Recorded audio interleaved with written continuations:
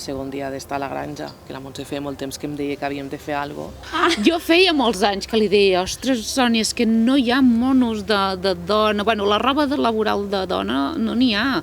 Estic farta d'anar amb el mono blau, que el tirón va gran, que me'ls he d'escurçar, bueno, que sem tipus sac.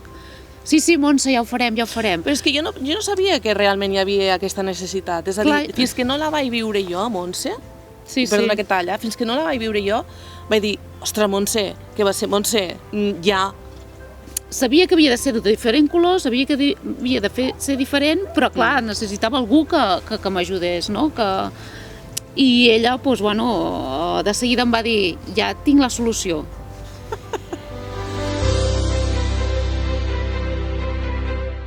La cremallera horitzontal surt de l'esquerra i volta fins aquí, arriba a la dreta. És a dir, el mono no se separa en les dues parts, que el mono sempre està enganxat. Exacte. El mono està enganxat. El que fas és queda penjat per la part de la cremallera del davant. No es pot separar les dues parts.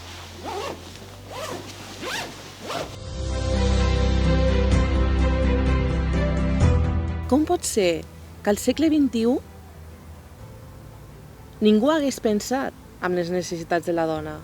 Bueno, molta gent, quan va sortir el juliol... Dona i home, perquè després els homes també el volen. Sí, però quan va sortir el juliol i la gent ens en comprava i tal, bueno, gent molt que coneixíem, això, i deien, i aquesta cremallera no se li havia acudit a ningú? Però és que encara ho diuen ara. Doncs no.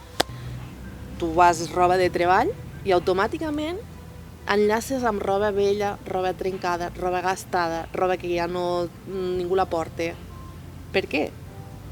Si vas moltes hores vestida d'aquella manera, creus que et mereixes no sentir-te bé, no estar a gust, no treballar de forma còmoda, no veure't maca? Ja més enllà de l'estètica, sinó d'estimar-se un mateix. Nosaltres de la necessitat de la ramaderia i de l'agricultura hem creat la idea.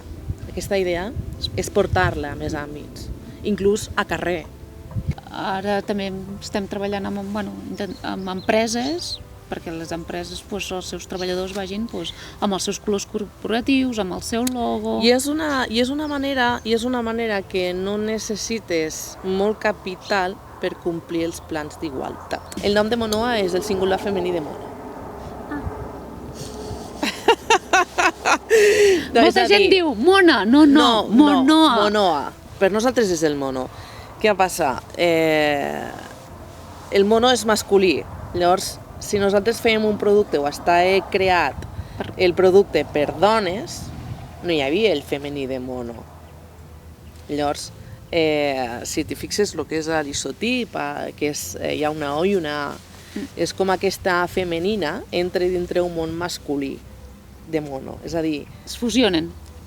Sí, és com dir, que nosaltres entrem també dins aquest sector que fins ara estàvem escotat. Que la dona sempre ha estat vinculada al món rural, tant a la pagesia com a la ramaderia, sempre ha estat vinculada, però potser que es comenci a donar una mica més de visibilitat